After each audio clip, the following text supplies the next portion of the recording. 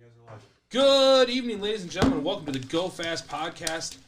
We are live here at the Done Right Studios, brought to you by Done Right TV and Satellite. I'm Kyle with Bibster Promotions. We got Kelly with Done Right. We have Jacob with Simply Modified in at Done Right Studios South is Derek and Rob, and we'll talk to Rob a little bit later. He's down. They're down in Florida. Kelly, interesting last 7 days we've had. Yeah, it's been pretty crazy. Yeah, I don't know. I don't want to go down. I don't want to jump down that rabbit hole on this thing. But there's a few things that I want to say, and you know, it is crazy out there, man. But you know, it's we kind of gotta calm down a little bit, I think. Yep. And I mean, it's kind of a big deal that what's going on. But if we all just relax a little bit and take things step by step, you know, I mean, we really don't have a choice in the matter. You know, at this point, we gotta do something. We've been busier than heck, and I realize a lot of people that are going to be having their kids at home, and we're still open. We're going to remain open. We're going to continue to help people, as many people as we can. I mean, we have, you know, internet solutions. We have, you know, we have temporary internet solutions. We have internet with no data caps and no contracts.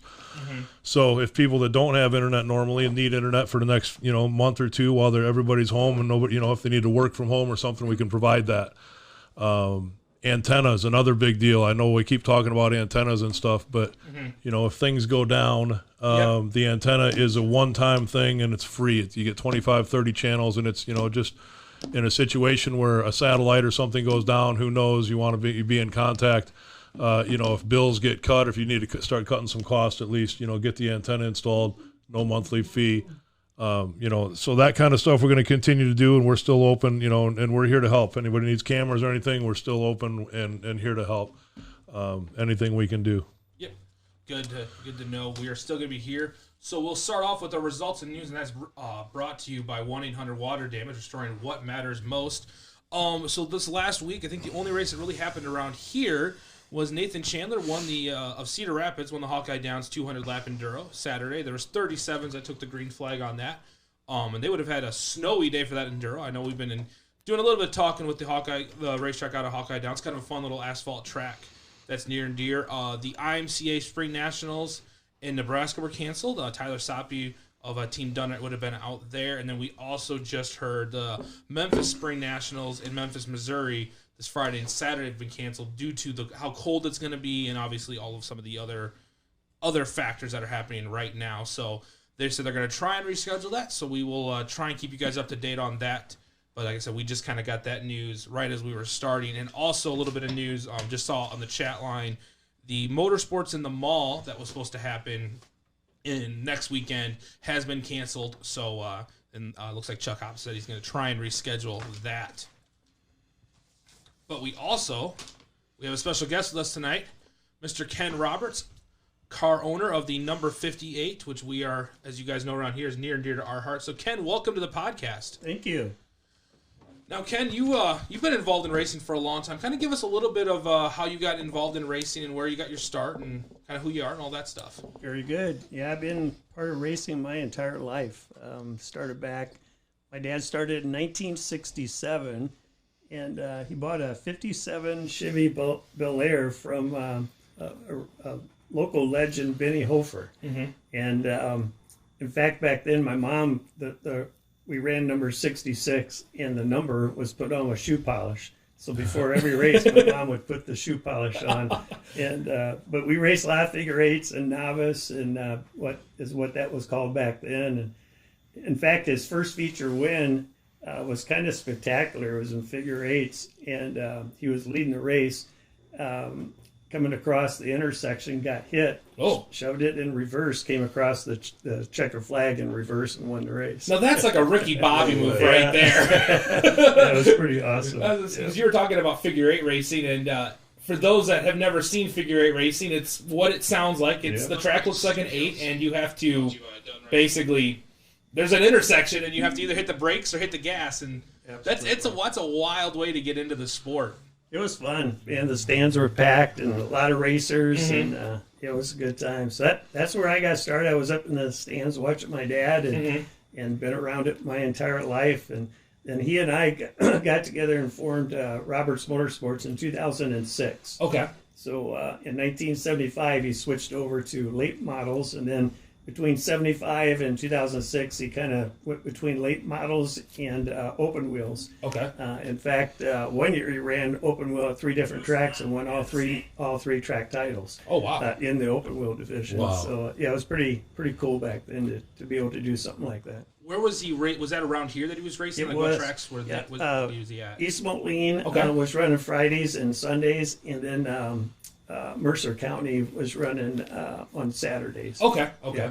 So, but yeah, it was some good times. And then we bought a Ronnie Stuckey Rocket in 2006, and he and I started traveling a little bit and just wanted to venture out. And actually, we went to a Super Nationals race in Boone, Iowa, which we had never done before. Mm-hmm. And that first time, he started 12th and finished 3rd. Oh wow. And yeah, it was pretty cool because still, if you're in the top 3, you're up on the stand and you got champagne and all the pictures. It was pretty cool celebration. So to be part of that, and then eventually my dad came down with colon cancer, but he still loved racing, and so we stayed involved as much as we could. But he wanted to go more than he could actually drive. So that's when we sat down and decided we'd like to put a driver in the car, at least when he wasn't feeling real good. Mm-hmm. So at that time, we had talked to Ray Gus Jr., and he came on board and started racing for us, and we had some wonderful years with him. Made a lot of wins, and everywhere we went. In fact, 2010, holy cow, that was our first national title and dairy title. And I don't know if you remember back then, but the car counts were incredible. Mm-hmm. I mean, like at Davenport, they would have a B main every night. Oh wow. And you just don't see that in today's racing world, unfortunately. But it was pretty amazing. I mean, we probably won 30 some times that year at about 10 different racetracks, and won both the Deary and the IMC Weekly. So that was pretty cool back then. Yeah, especially when you had, like you were saying, the amount of cars that you were competing against. It's not taking away from anything now. I mean, we still have good car counts, but it was just when you're always having to make the feature. I mean, nowadays, usually, unless it's the beginning of the season, if you show up, you're probably going to be in the feature. You know that. Right. But when it was the ability where it wasn't always that much of a luxury to be able to get in the feature. It was you had to really fight for that spot, and just to be in the feature was a big deal. I know we talked about it last year. Some of the races we were at that had big car counts, and we're like, it's a win to get to the feature, let alone try and get home with a win. Yeah. So we traveled quite a bit. We won some really cool races. The one that my dad always wanted was Knoxville, Iowa, and I want to say in 2009 we went there the first time. We actually was leading it pretty easily, blew an engine wide open, and my dad was determined that we were going to come back and win that, and sure enough, we came back the next year and we won it. But things that people don't realize, up on the victory lane, sitting up there when they were taking pictures, the right front tire went flat. So we could not have made one more lap with that car. It's amazing the stuff that goes on that you just don't realize. Just one more caution, or one more lap, and there was no way we could have made it. But that was probably my dad's happiest moment that I saw. That was something he always wanted to be part of, is be up on the stage and at Knoxville. So that was pretty cool. Yeah, that was definitely a highlight for us. And then we did that for several years. My dad passed away. Beth and I, my wife, we decided we're going to keep doing it. I wanted to keep, for my dad's sake, for his name, to kind of keep it out there. So we kept racing, and actually we ended up winning 3 national titles in a row, which at that time was the first time that would ever been done. And so it was kind of fun. And then Ray decided he was going to retire, and I got hooked up with Jeremiah and his group up in Dubuque, and been racing with them ever since, and having a lot of success. It's been a lot of fun, and we're enjoying it. We're having a good time. Yeah, I mean, I was at Maquoketa last year, which was where we were at all the time. So I got to spend a lot of post race times. We'd get done from filming up on top of the roof, and we'd wander down, and it would always be Jeremiah and his crew, and there'd be Tyler Soppy be parked next to him, which is what makes it great that we're working with both those drivers, because they were buddies to start with, and it was always, I said, many a nights I got home real late from the racetrack, because you'd sit there and you'd be talking racing, and the next thing you know, you're like, boys, I got to go, like, right now. But you guys have made a big jump this year, from going IMCA weekly racing to going open racing. for the people at home, what's the big difference there? If you're just someone that looks and you see a late model, what's the difference between an IMCA and then an open late model? Yeah, basically they're the same car, same suspension. The biggest difference is the expense with the motors. The horsepower is significant. I mean, anymore they're 880 plus horsepower. Jeez. Some of them are over 900. Wow. Horsepower, and I don't know. It was just time for us to look for a new challenge and just try something a little different. It's been kind of a goal of all of ours, I think, to do it. The reality is we could get quite humbled this year, and that's okay. We're out there trying to have fun. We want to do some things we haven't ever done before. There's a little more traveling involved for sure. Yeah. But you're going up against some of the top drivers in the nation and see how we stack up. Yeah, and I think it's going to be. I mean, Kelly and I have talked about it many times where it's going to be fun to see because it's a whole, even though we are pretty much in the mecca of high-level late model driving, even the IMCA, I mean, the drivers that we have in this area, if they're not, we had Jeremiah won it in 2018, yep. Matt Ryan won it in 2019, yeah. So it's like we have some of the best late model drivers around here to go up against, but to take it to that next level and to go to the Open and these guys that travel all around, they've done it for years, you're going to have to step everything up, and I think that you have the team that you guys have built around you is prepared for that and ready to, I think last year they were ready to go at this, whenever the opportunity came up. Yeah, I think you're right. It was just the next step for us for sure. We have a very solid team. I look at it like a puzzle, and with this particular team, we have all the components, we got all the pieces, and that's kind of what makes it fun. I mean, you still got to have a little luck to go along the way. But part of it, too, is the experiences. We're going to be going to racetracks that none of us have ever even seen before, which is kind of exciting. That's what it's about. And but yeah, I feel like we are prepared. We have 2 cars this year. We got 2 Clements open motors. Ronnie Stuckey has been helping us out quite a bit from down in Louisiana. He owns the Pearson Jr.'s car, and he builds the Black Diamonds. So we got a with our trailer and our toter and stuff, so we got a place we can stay now as we start traveling, hitting the road. So it's going to be a whole different approach for sure.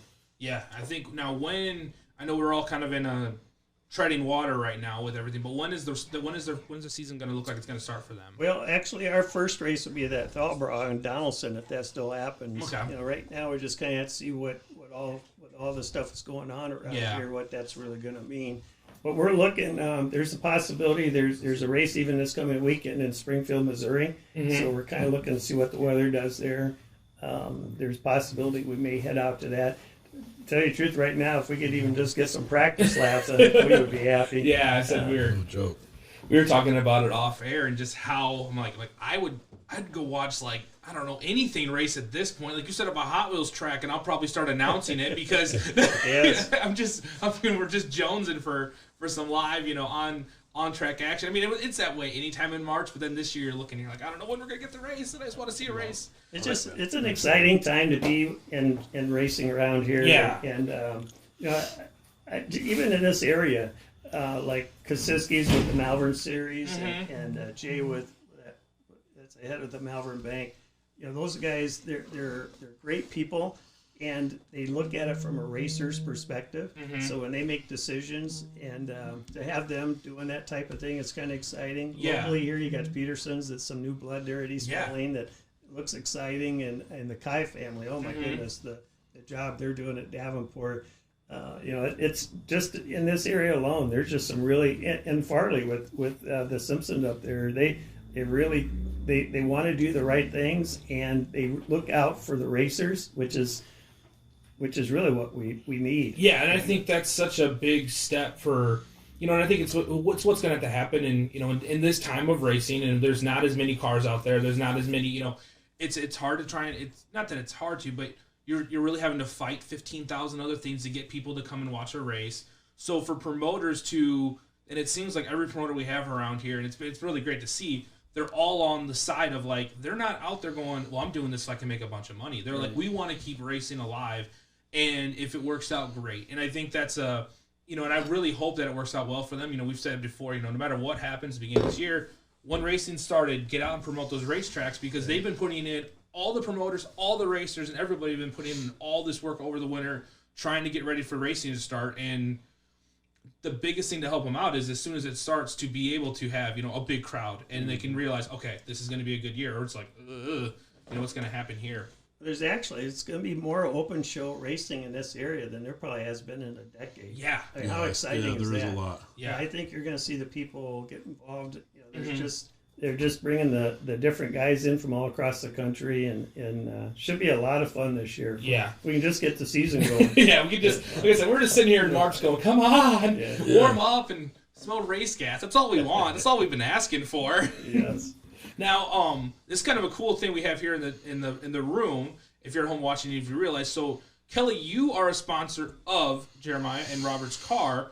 So one thing we kind of talked about off air is how important those relationships are as a business owner and as a car owner, as a sponsor, and how that's not just Kelly writes a check and then they go race, and at the end of the year they go, yeah, it was fun. How does that look for you guys? Because you guys are always talking. How does that look, and how would be if you were a racer thinking of, I want to approach a business, how do you do that? I mean, what's the best way? Is it just, you know, because I mean, I've obviously seen it where it's just like, hey, I'm looking for sponsors. Can you send me a check? And it's like, well, I don't do that. You know, how's that look, and what's that kind of conversation like? Well, you're absolutely right. You got to build a relationship that works for both of you. And like Kelly would done right, it's been a special relationship. We've been able to help each other tremendously. And, you know, just talking to other people, like, I'll never forget, I think it was last year we were at Maquoketa, and we were just standing there talking, and some friends walked up, and we got talking about satellite, and they said, oh, man, I hate what I got. And it's like, well, this is a good place to be. And in the following week, they came right on board. So it certainly has got the exposure both ways, and it allows you to get the name out there, and if you got a good product and you stand for it, like what Kelly does, you know, the just the quality of what they produce, it's a pretty easy sell to get other folks to want to be involved. Yeah, I think that's a huge thing. I mean, and Kelly, this was your first. You jumped on board with Jeremy. That was your first time into dirt track racing. Well, I had a couple other sponsors. I sponsored the Blooms and stuff like that, but.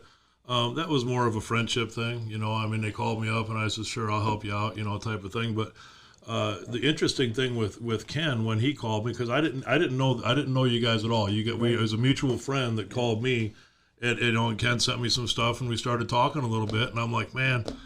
And I didn't have a lot of cash, so you know, Ken was easy to work with me, and you know, so I'm like, and I have this new product, so I'm like.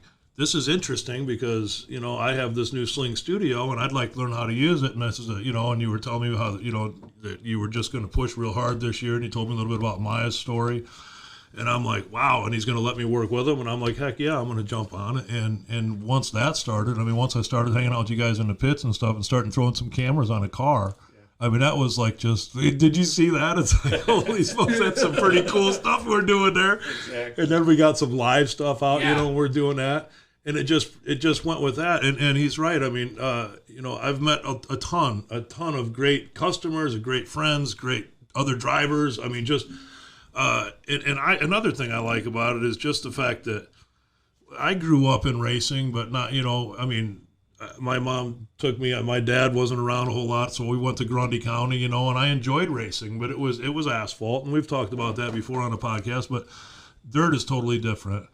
I mean, it's just a totally different animal, and it seems like you know, just like the promoters and everybody saying they're just trying to keep the sport alive, and I'm like, it blew my mind when I started doing it. Like, how come nobody really pays attention to this? How come, you know? Because if I remember right, I can, you know, years ago there was stuff in the newspaper, and there was shows. I think they had a show on 90. I don't know if it was 97X or what it was.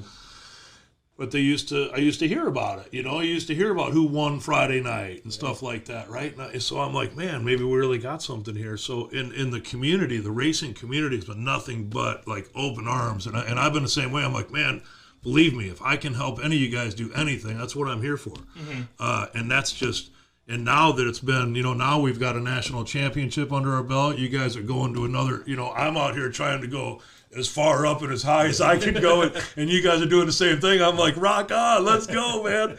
And the team, you know, I mean, your team is, I've never seen anything like it, because you guys you're so, it just meshes, man. I mean, even when things aren't looking right with the car or with whatever, you guys are always right on, and you're trying something, right? Because a lot of people are just like, I don't know, you know what I mean? But you're not like that. You're like, well, let's try this. And if you miss, you miss, right? And that's what happens. But it didn't seem like you were missing a whole lot, because you guys looked pretty strong. And last year stunk too, because we had so much rain, and but. Rain. And so now we need to figure out how we can get some virtual cars or something. We can, and we can all go racing again, man. So NASCAR did that this week. NASCAR did. They had 10 of their top drivers doing iRacing leagues that day yesterday, because they couldn't. I mean, they're now canceling out for whoever knows how long. But I mean, it's that same. Like we were talking about it off air. I'm like, I don't know. I'm about ready to go that route just to watch her do something on the dirt. But but that's good. And I think if you are, wondering if you're a racer, that's what makes it so important to go and not just, we understand social media is where everyone's at. And right now, maybe not the best time to be going and shaking hands and meeting new people, but getting out and meeting these business owners and trying to find business owners that it makes sense to. Sometimes it's like the ones that make sense in dirt track, and sometimes the ones that it doesn't make sense. Because sometimes the ones that you're like, I don't think they would sponsor a race car, they might be either super into it and you don't realize it, or they might need to be involved in it. We always tell people, getting new people and getting a new business to partner up with you and bringing them out to the track, they're going to come out and realize it. Because like I said, I've never met somebody that's never been at a dirt track race. We show them a dirt track race, and they're like, that was kind of boring. You're like, this is what it's like. This is what they're doing. And it's just great to see that. So there's businesses out there, and some of them, like you, Kelly, if they're a franchisee, sometimes they have money that they have to play with. That's like, hey, this is this is what you can use for marketing. Well, and the thing is, it's a relationship, because and even the businesses that are unrelated but are still related somehow, right? Because we've even had some of my friends like Tim over at Fun Mart that helped us out for the car show, right? Because I mean, it just. And I'd be more than happy to help anybody, I mean, I don't care what you do. I mean, but I can tell you one thing, that just the stuff that we've been doing, whether it's the done right on the car or whatever it is. Now this year we got Sling Studio on the car, which is something totally different. I don't think Sling Studio has done anything like that. So, boom, we'll just do something. But it's been my best. I don't want to say marketing it, because, but it has. It's been one of my most growing things, right? And I never would have expected that before when I first started. I'm like, that sounds like fun. I'll go to a few races. We'll have some fun.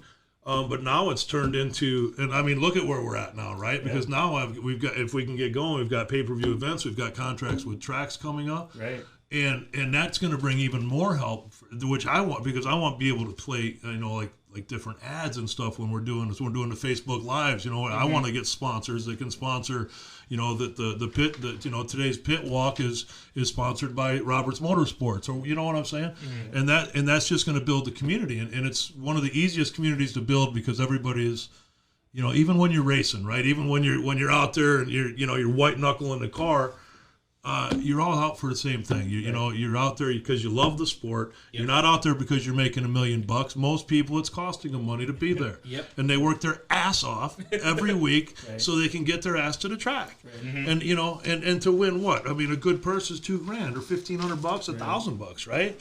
And then you see these other sporting people where you get 12. How's $12 million a year? No, like, come on, man. But it's been. But one of my best relationships over the last 3 years. We won't call it marketing, but one of my best relationships. I've met Jacob, you guys. I mean, it's something that's really, we've got plenty of seeds planted, and I can, I can't wait to water them and can't wait to get this thing rolling. But I think the relationship is the key part that you said. Yeah, and it varies with different people. Like Romer's has been with us for a long time. And one of the things we enjoy doing with them is we'll take the car over to their shop, and like during lunchtime we'll unload it and start it up, and all the people come around and take a look at it, or like A&E Trucking's been with us.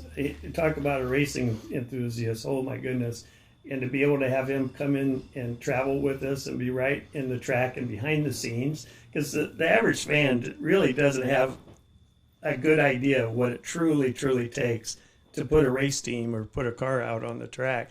And you get these people involved behind the scenes, and that perks their interest up, and they want to be more involved, and so that kind of thing. Let's stop on that for a minute, because you're the only person I've ever seen, because when you're out there, I mean, because your timing, when they're racing, because I've sat you with your timing. Oh yeah. And I'm not trying to get you to tell secrets and stuff like that, but you keep a lot of data. Oh yeah. You keep a lot of, because like I said, I've never seen anybody like you, and then you're in there doing stuff with your shocks, and it's amazing, because I've kind of just glanced over your sheets, and it's like, I mean, what kind of stuff? I mean, I know there's a lot of, what kind of stuff are you paying attention to there? Well, we do keep really detailed notes. There's no question about it. But and I do think it pays off.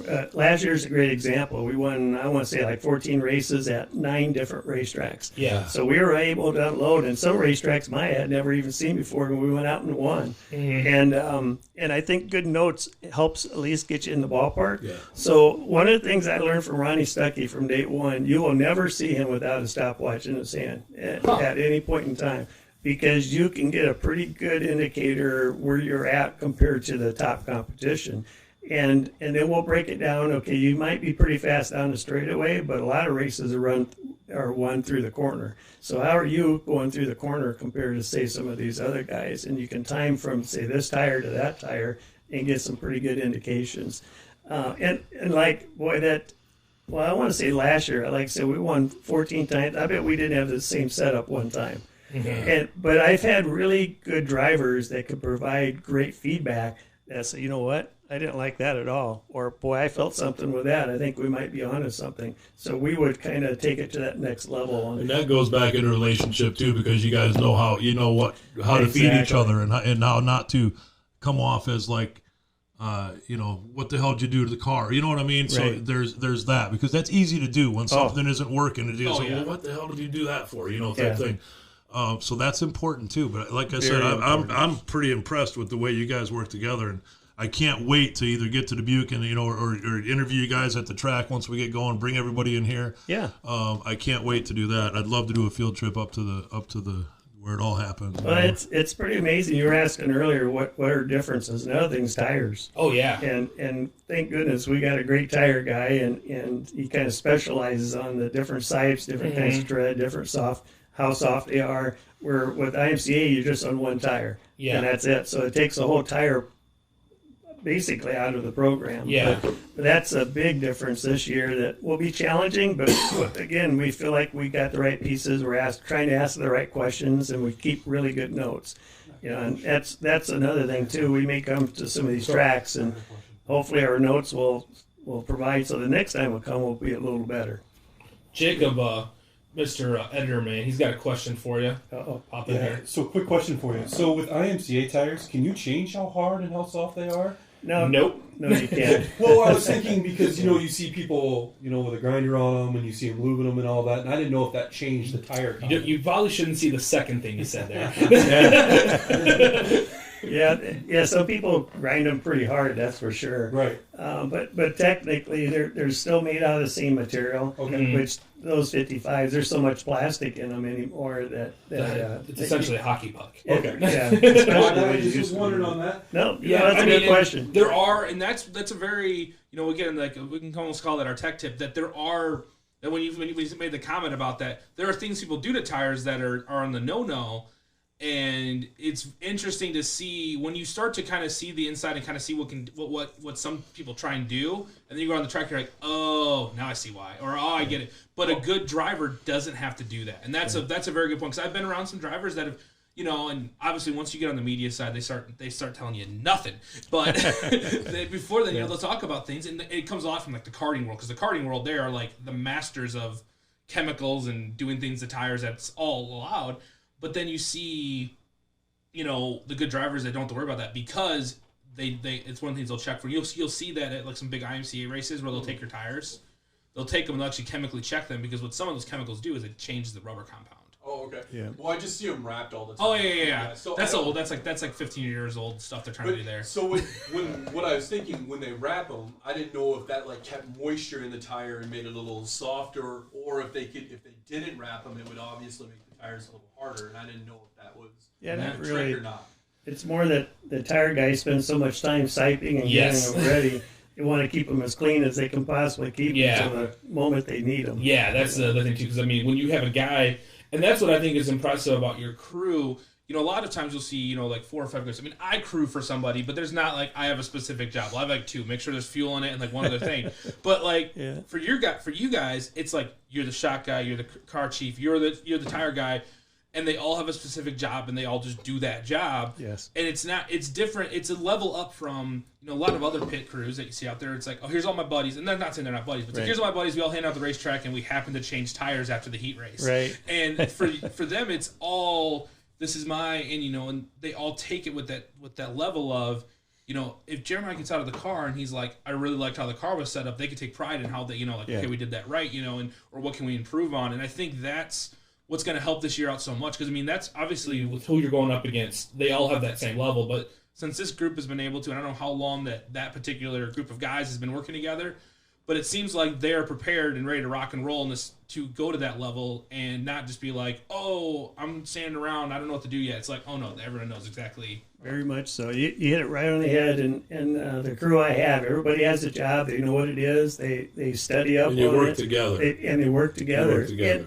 And a big part of it is passion. Mm-hmm. I mean, the passion is unreal. With Jeremiah's dad, Ricky, he's like an inspiration to the whole team. And his knowledge, he provides ideas. And some of them work. I mean, some of those older ideas and philosophies, they work really well. But the passion and the drive of the people is just, and that's in racing in general. You know, that's what gets you out to the track every week. I'm just really blessed to have a team. These guys have been together for a long time. They understand each other. They can harass each other and still have a lot of fun. But their dedication, I told my wife, Beth, I say, I went up there on a Sunday. They keep the car in Dubuque at Jeremiah's dad's place.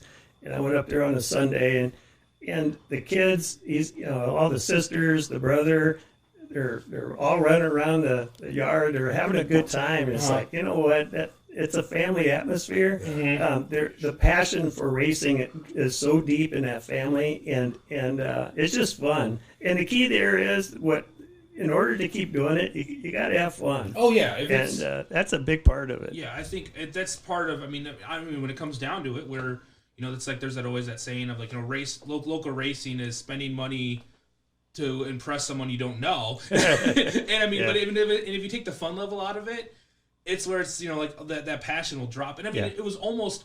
And it wasn't like it was like that last year, but I could tell last year that Jeremiah was hungry for more. And he wanted to. Yeah. So sometimes it was like, "Hey man, good win." He's like, "Yeah," and I'm like, And part of the fun is the unknown too, right? Yeah. Part Oh, of the yeah. fun is the doing of something. It's like, here we go. I don't know what's gonna happen here, but you know, let's just see. But and going to the level you guys are going now, aren't most of the drivers in that aren't they pretty full time drivers, A lot right? of So them you're are going full against so they're full time.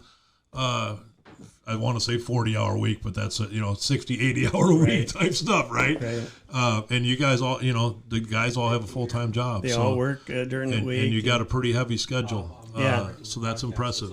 Yeah, it should be exciting. You know, we think we have all the pieces, and we're gonna go give it our best shot. That's for sure. And you only I live think you're once. going to do well. I think it's going to be very well. Well, moving on with a few things as regular. Now, even though Rob's not here, we still have a Guess the Driver segment, which I'm going to be very stringent on my guesses, because otherwise y'all will guess it right away. All right, so the first guess will be, the first clue, hold on to show the camera that one, is he is from Davenport, Iowa. Davenport, Iowa. Any guesses? That's all I'm gonna say. Because once I do like 2 more clues, and everyone's gonna know what it is. So if you have any guesses, make sure to put it on the Done Right page, and we will. I swear, if somebody guesses it off that one, It's a super easy one to figure out. it's like I have like 2 hints I could give, and they all immediately get it. So, but yeah. So from Davenport is our Guess the Driver, and that is brought to you by Done Right TV, which is where we're at right now. All right, we're gonna try and get Rob from Done Right South Studios. We'll Jacob will try and get Rob. Rob's down in Florida right now, enjoying much nicer weather than we have here. Took my spot, though. He did take your spot. Yeah. I gotta find my mouse. Not happy about He's got to that. find your mouse. It's right. It's up I there. want to put it over here. Put it over here. What are you- Okay. Freaking me out. Freaking me out. Let me do my thing. All right, yeah, you do your thing. We'll continue on So we'll kind of get into a little bit of this tech tip. So we kind of talked a little bit. So tires, engine is different. Now is earlier in the year, Jeremiah was talking a little bit about they were still going to do some IMCA. Are you completely IMCA'd out, or do you still have the? I know they were talking about they sell the spec engine, or do you get rid of it all? If it's up to my guys, we do nothing but open stuff. Mhm. Yeah, we're at that point. Yeah. That, although personally, I really like the Support Malvern series. I just really, really like what they're doing there. Yeah. But we've already promised that we're going to follow this MLRA, and that's going to be our main focus. So we're going to tour with that. We'll do some Malvern, probably not a whole lot, but we're going to do some, Okay. depending on what the schedule and how the weather looks. IMCA probably not. I think we're probably done with that. Which makes sense. I mean, because you really have to commit with. It's not fun to be doing engine swaps every No. every couple weeks to be like, all right, let's put it out for one night, put it back in. Right. Especially once you get on the big part of the season, and with having two cars, you'll always have a backup. So when you go to some of these big 2-day shows, if something's not, are they pretty much identical in setups, or are they going to be? For the most part, they are. We just picked up a brand new car. We had it built, so it's similar to the 18 that we have. Jeremiah, the guys really like this 18 car a lot. Like I said, we unloaded at 9-10 different tracks and was able to win last year. We feel like it's real balanced. And so we had this new car built real similar. We have 0 laps on it, so we really like to get out. There's a few minor things, but for the most part, they should be pretty identical. We're on a new shock program this year, so we're kind of anxious to see how that plays out. Something a little different for up in this area. So, but for the most part, they should be basically the same. We still have a spec engine, but we'll probably use that for the Malvern series. Okay. So I did have 2. I sold 1, and they were both really good engines, but we kept 1 because I really I want to support Malvern where I can. I just think they've got a really good plan in place, and I just like those people a lot. So I'd encourage, and just racing around here in general, it's just really cool to see some of the new blood and some of the things they're doing in open racing, and it's kind of exciting. So, I mean, the drivers around here, the competition level should be very, very high. Yeah, it's definitely. I mean, when I had taken kind of not a hiatus, but I was away from dirt track racing for like a long time, and when I got back into it, I realized like I started seeing, I was like, oh my gosh, and then you started digging at a little bit deeper level and finding out who's who, and you're like, oh, that guy races here, no, I see him racing. Oh, and then you're going, that's why Eastern Iowa, Western Illinois is so nice. And we joke around about, we go up to a water tower and point a camera in any direction. We're going to catch a dirt track. That is so true. Which is great, and it's just great to see that kind of a turnout in that. Any luck with Rob? No, Mr. All right, we will check on that. Maybe I'll slide another clue in here. I'll give it one more clue on the driver of the week. I'm not trying. Hold on a second. It's a master-built chassis. So from Davenport with the master-built chassis, please guess on. Ooh, that's tough. I'm trying to stretch this out for like 4 guesses. I don't think I'm going to be able to. I think we're going to lose it on the. Definitely probably on the next one. On the next one. Nobody's guessed it yet. No one's guessed it yet. No one's guessing. Okay. It's pretty. You got don't be Derek and guess on our own. Derek did the one night. It was like Gary Webb. And he's like, it's Gary Webb. I'm like, Derek, you're not supposed to guess. It's not Gary. No, not Gary Webb. We've already had him once. Let's see. So in when you were talking about, as long as you've been around late model racing, and everyone always talks about. It seems like there's always this kind of idea in people's heads that it was always better at a certain time period. But, and still in the same regard, the cars have made such a change. What would be your favorite era of late model body style? I mean, because you go back in the 70s where it still kind of looked like a Camaro. Obviously now they sort of have a front end of a car, but, there's not really much car like there. Ooh. There he is. There's Mr. Rob. Hang on, guys. Okay, he can hear you. I think I can hear him a little bit. What's up, Rob? Can you hear us? You guys. Hey, buddy. Hey, Rob, how's it going down there? Oh, wonderful. Cold and snowy and about 89, but other than that, we're fine. Yeah, That's great. we got snow on Saturday. We were all thankful for that. Sure, we're thankful. I'm sorry for you, kind of. No. So you're the only one around here that's seen a race here in like about 6 months. So talk to me. That was nice. Yeah, we went to Hendry County Speedway down in just outside of Clewiston, Florida. Had not been, even when I lived down here, had not been to that track, and it was your normal Florida dirt track. A lot of sand, and I'm trying to get some sound here. I couldn't hear you guys, but it had a lot of sand mixed in with the dirt, but some good racing. Had about 5 classes, and it just good. And while I was going live, and Kelly put on my live feed, I could smell it, and it was nice to smell the fuel again. Yeah. Oh, I'm sure it was. I kept seeing him, and I'll admit I'd pop him for a second, then I'd be like, I just want to see racing. I can't even watch this. It's just it's seeing too much. What classes did they have down there?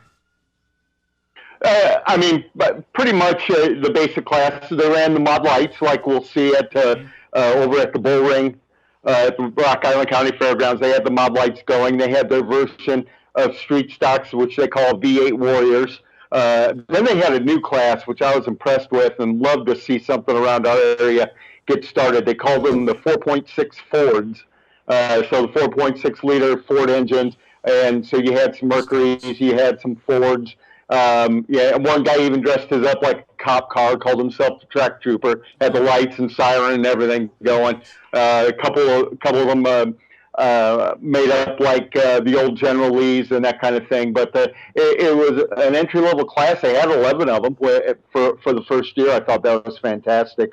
And then they ran UMP open-wheel modifieds as well. So that was kind of like the premier class, was the open wheel modifieds. Yeah, that 4.6, it does get your wheels spinning, because basically it's an old cop car, old taxi. It's almost what like hobby stock would be in like 10, 15 years, right?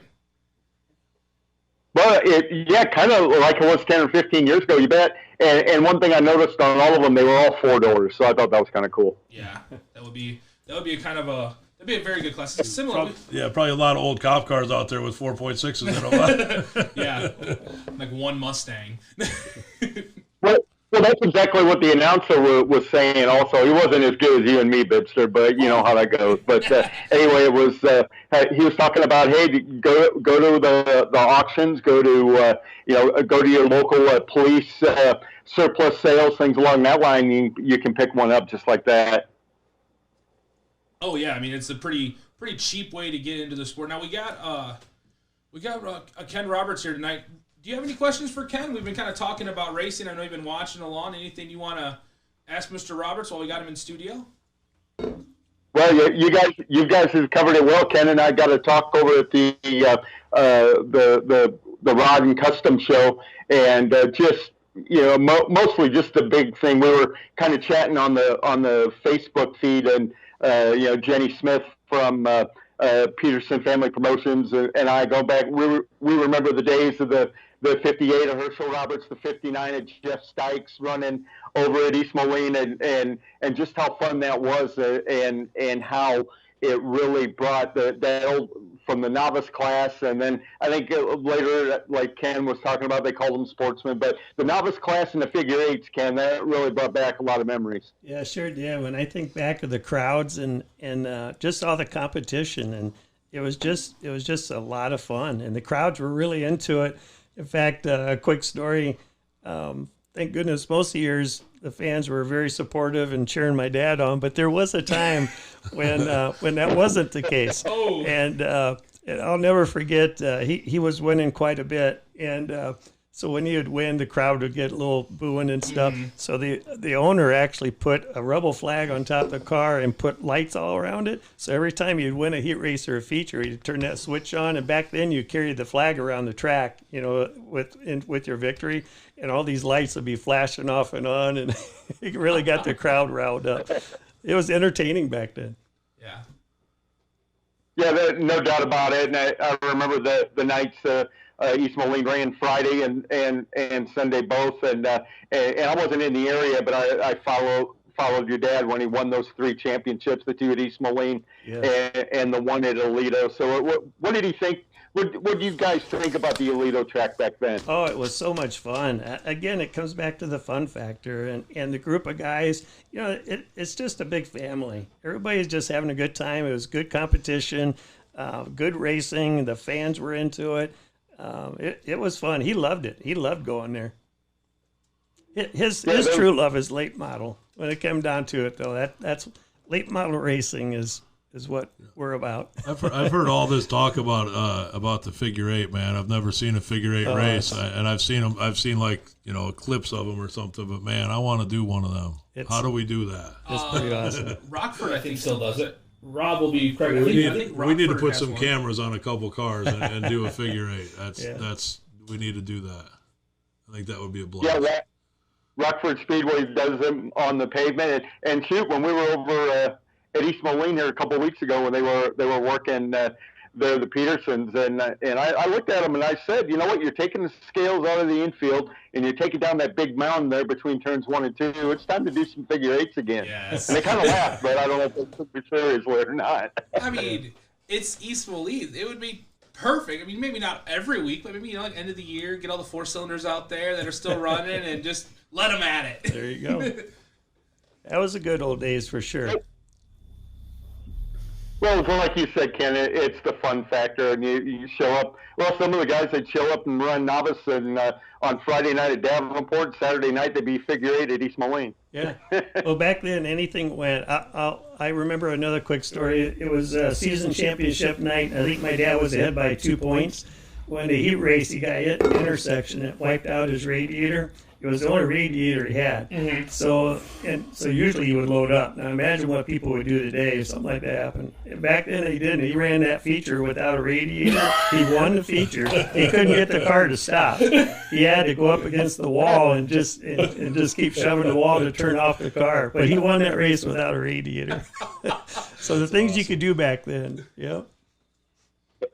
That's awesome. But before I came on, I was also on the Facebook page. It's still up in memory of Herschel Roberts, and I was trying to, and I found a picture of that car that he got from Benny Hofer, the '66, and I was trying to put it up on the Facebook feed, and I couldn't do it. But boy, what a great, just looking way back at that.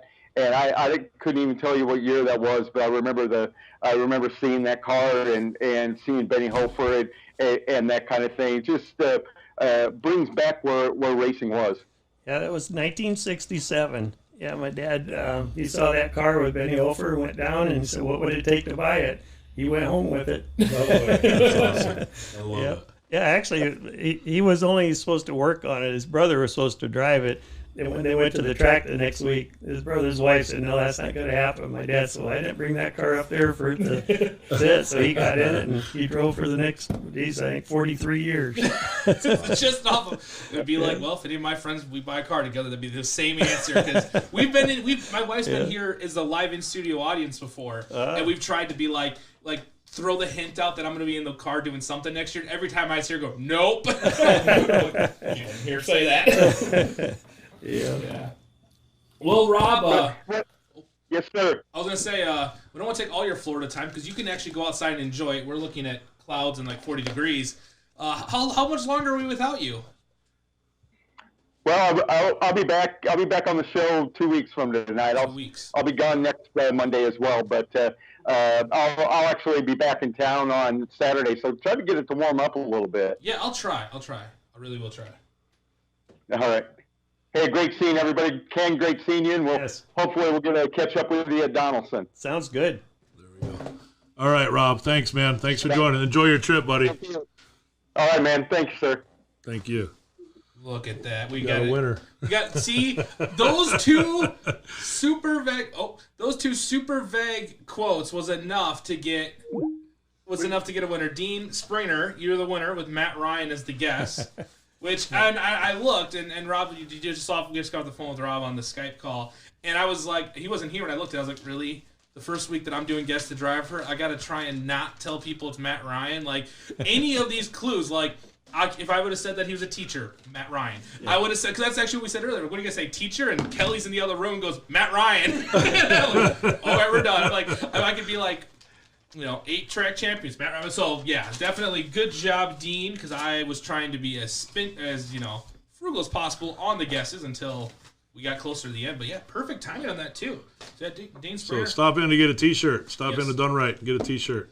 Or if we need to bring you one, we'll bring you one. Yeah, if you're at a place where we're going to be at a track, we will also do that. But otherwise, come in and see us. Which it's awesome. You can come in, you can see the studio. It's always improvements. I know Kelly, you did a bunch of work in here over the weekend. I don't know. I think I might just quarantine myself in here for 2 weeks. Got like 14 TVs in here. We got one outside. How cool is that? Yeah. Well, you know me, man. Yeah. I'm always working on something. I gotta stay busy. So 2 weeks sitting at home, that ain't gonna happen. So if anybody needs my help, I'll either be at the studio or somewhere. I don't know where, but we'll be somewhere.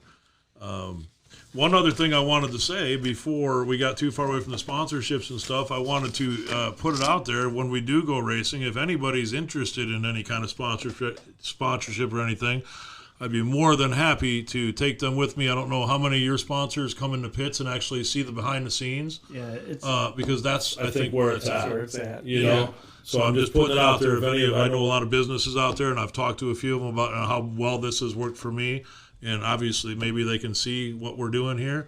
But I'm more than happy to take anybody interested in anything that can come on, come and stream with us, come, hang out in the pits. I'm sure you're okay with that. Absolutely. Because the sport, it's one of the best sports, and I can't say that enough, man. It deserves to stick around forever because there's no better people out there. Nobody's out there trying to, get rich or anything. We're out here because we love it. We like the smell. We like the sound. We like, we like everything about it. So. Well, I think I've encouraged people. I always said, I'm like, maybe don't get a pit pass every race. That can kind of get pricey. But try it once, even if you don't know anybody. Because the first week I was ever in the pits, it was actually before I met Derek. But Derek was like, I remember seeing you wander around. I was going to come up and say something to you. Most of these drivers, they love talking about their cars. Yeah. So it's like, get a pit pass and see what goes on in the backside. I mean, you'll find out there's sometimes more entertainment's going on in the pits of people, they're thrashing on cars, trying to get things set up, and you'll forget there's a race even going on. I've been back in the pits before and been like, oh my gosh, we're already at features. Like, I've been trying to get this taken care of and do some other things and just seeing the whole atmosphere. And if it makes it a whole other side. And what's cool about it is you can do that. You can just go to the pit shack, get a pit pass, go check it out. Meet some drivers, and especially if you say, I don't want to do that during the race. Most tracks, when the race is over, they open the pits up. Go wander in there on your way out. Don't just go to your car. You're going to wait in line to get out anyway. Go wander to the pits and talk to some of the drivers because you'll be surprised, and they'll talk to you about what they're doing. They'll talk about how it works, the setups and different things. Because, like I said, everybody loves talking about their car, so definitely something to check out. Yeah, if we're ever at the track, come over and see us. We'll put you to work. Oh yeah, that's true. Definitely. And if you don't want to pay for the pit pass, you just might have to hold the camera. You can help us. Yeah, there you go. The media. Definitely. So you get one free pass like that. But if you come twice, then you're going to have to be a cameraman. Yeah, for sure. For sure. We'll we've done get involved in that. Jacob's over there. Yeah, Jacob's like, oh yeah. We are notorious for do not. If you're near us near a track, we will definitely be throwing you on a camera because we've already done it like twice. Be like, hey, what are you doing? Get on a camera. I've never done this one. It's fine. We'll teach you. Go. But yeah, that was the flat track race for me. Yeah, flat track for you and. Well, yeah, because after I dropped my camera and I broke it, it's in the repair shop. It should be back anytime now. It's expensive, but I was like, okay, guys, what do I do the rest of the night? I'm just gonna hang out, and you guys are like, you can run the main camera. Yep. Never done that before. There's a question. Yes. I think we might have asked you this at the race, but Rob just asked it on the line. What track are you? I think we did ask it. What track are you guys really excited about going to? Is there a track out there that you guys are all like, man, I can't wait to get on that one? It's got to be Wheatland, that Lucas Oil Speedway. Yeah. I hear so much about that place, and I've never witnessed it, never been a part of it. And I think this year we're there like 4 or 5 times. Nice. So I'm really pumped about that. The one that our whole team loves, we've been to just once or twice now, is Fairbury. And that's one that place is absolutely phenomenal. And so that's a place we're looking forward to.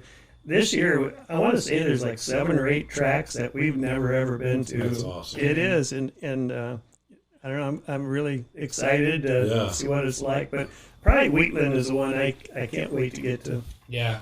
It'd be cool to get to go there 5 times. So it's, the first time you go there, you have all the jitters of like, we've never been here before. It's exciting. Right. But by time 5, you're like, we got this track figured out. Which if you were able to do that last year, pulling into tracks and get wins without even being on there. So imagine once you've been to a track 5 times, it's going to be pretty fun to watch. Yeah, What I'm is it looking like forward to the it. first time with the track? There's no jitters, right? It's more like, let me get out there and see what this thing, let me get a feel, right? That's probably more my driver. Right? Oh, yeah. Yeah, for me, there's jitters for sure because I do a lot of the setup stuff. For so, sure. Just kind of observing, just looking at how they prep the track. I think there's a lot to say about that. So we like to get there early to see how they approach it. The thing about tracks like Wheatland, I mean, that's the best of the best, and it's like Marshalltown. The way they prep it is top notch. You're going to have a racy track. That's all you ever ask for is a racer. And to be able to know you have a chance no matter where you start in a track like Wheatland or a Marshalltown, that's the goal that you want to see. But yeah, there's some jitters. No, my driver's all about let's get it going. Let's see what we can do with this. Yeah, he'll go anywhere, which is kind of fun. It's just a fun group of guys. Yeah. We are excited again. And there's a Facebook page for it. So if you search for, I think it's Ken Roberts Racing is the name of the Facebook page. Roberts Motorsports. Roberts Motorsports. And Yes. Hurst, Jeremiah Hurst. So make sure to follow that on Facebook. I've always said, fans, if you have a favorite racer, search them out because most racers have a Facebook, and if they don't, they should. So that'll tell you can find out where they're going to be at. There'll be some, sometimes there's live little look-ins for during the races going on. It helps you kind of know where they're going to be at. Make sure, like I said, if you're going to be out and you see that the 58 car is going to be in the pits, make sure to stop by, say hi to them. Ken, we're going to get ready to wrap things up. Thanks for coming again. We're going to have to do this again. Maybe we're taking a field trip next time because we want to see the car. Sure. I haven't seen the car yet. You got to see it already. Yeah. I haven't got to see it, so I'm Already excited. got to unload it and put it back in the trailer, man. Right? We even got to change a tire. That's right. Oh, yeah. So, not on the car. We didn't get that. on the We didn't get trailer. that lucky. That wasn't fun. That was those aren't the tires you want to be changing. Right. And I seen Maya on the feed here, so we need to make sure that Maya knows how to Skype because next time it won't be a question. So that's Okay. we have to get the crew on it. If we have to get Maya on a Skype because one day we're just going to hand them a phone and say surprise. Yeah. There you go. We can do that. Love it. But yeah, once we get racing, we want to come up and see the team, see the garage. I think that would be a blast, little field trip. Especially I'm like, well, it's perfect because we do Monday night racing, so it's Monday nights. You come back from weekend of racing, and the car's in its race clothes still, so we can go and see, kind of hang out for the night. Maybe move some, carry some wrenches and help out a little bit, getting that thing ready for the next week. Because again, it's a whole lot of work. But yeah, Ken, thanks again for coming on. It's been a whole lot of fun. It kind of a really cool insight just to see what it's like to go from watching your dad race to getting to now be being the owner of the car and getting to kind of direct things and kind of seeing how everything goes and taking all those years of experience. And obviously, it's paying off with how many national championships is it then? I've got 4. 4. Yeah, I'd say Yep. 4 for the math that I can do, and then obviously now going open wheel, so that's not open, but open motor. Yeah. It's Monday. But yeah, thanks for coming on again. Quick birthdays. This week, local racing is gonna be Justin Walcock, Gil Short, Mike Woolley, Brian Neal, and Nick Jensen. His is actually on March 16th, which is that's today. Happy birthday, Nick. And from around the racing world, Mike Wallace, brother of Rusty and Kenny Wallace, Matt Kenson from NASCAR, Troy Ruttman, IndyCar's Derek Daly, pavement late model racer Eddie Hoffman, IndyCar racer Johnny Rutherford, Indy and NASCAR veteran John Andretti died recently of cancer, so he's definitely a whole Andretti family in our thoughts and prayers. Former NHRA star Whit Braesmore, NASCAR's John Nimrick, open wheel racer Don Droid, IndyCar Marco Andretti, dirt late model racer and ARCA star Ed Dixon, and the great Lee Petty would have been born this week in 1914. And the late Bill Simpson, who was pretty much a lot of racers probably are alive because of the safety things that Bill Simpson helped kind of innovate in the sport, was born this week in 1940. And sprint car driver Joey Saldana was also has had birthday this week, so happy birthday around to all those. But I think the checkered flags wagon, so Rob does it. I'm definitely no Rob, so he'll be back in 2 weeks. Don't worry, folks. But the checkered flag's gonna wave on this one. We're gonna call it a good for Kyle Bibster Ramosens, Jacob Hoffman running the stream from Simply Modified, Kelly Jeffries at Done Right TV, and Mr. Ken Roberts coming and handing out. Thank you. Have a great rest of the week. We'll see you guys next week.